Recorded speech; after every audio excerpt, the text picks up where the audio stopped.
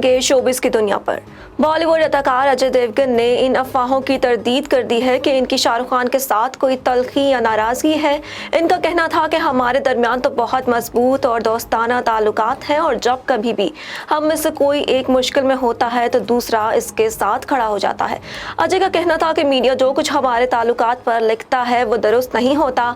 हमारे दरमियान टेलीफोनिक राब्ता भी रहता है, एक दूसरे की मुश्किल में काम आते हैं और आपस में भरोसा करते हैं। पाकिस्तान की मशहूर अदाकारा नीलम मुनीर ने अदाकार और सुपर मॉडल इमरान अब्बास के रिश्ते के लिए हाँ कर दी है। फनकार जोड़ी निदा यासिर और यासिर नवाज आजकल ईद उल फितर पर रिलीज होने वाली अपनी फिल्म चक्कर की प्रमोशन के लिए खबरों अदाकारा नीलम मुनीर के हमरा मसरूफ नजर आ रहे हैं। इस दौरान शोबिस इंडस्ट्री की सिंगल अदाकारा नीलम मुनीर के लिए दूल्हा ढूंढने की भी बात की गई, जिस पर नीलम का कहना था कि उनका दूल्हा कौन होगा इसका फैसला यासिर और निदा करेंगे। निदा यासिर का कहना था कि चलो भाई, नीलम बेटी के लिए रिश्ता ढूंढने का काम करते हैं। और इसी दौरान यासिर नवाज ने नीलम मुनीर के लिए अदाकार इमरान अब्बास का नाम तजवीज़ कर दिया।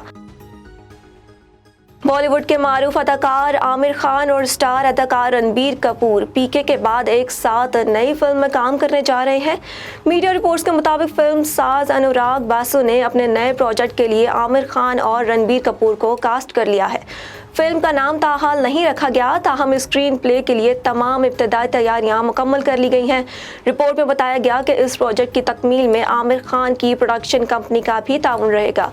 फिल्म की शूटिंग का आगाज़ और रिलीज़ के मुतालिक कुछ भी नहीं बताया गया।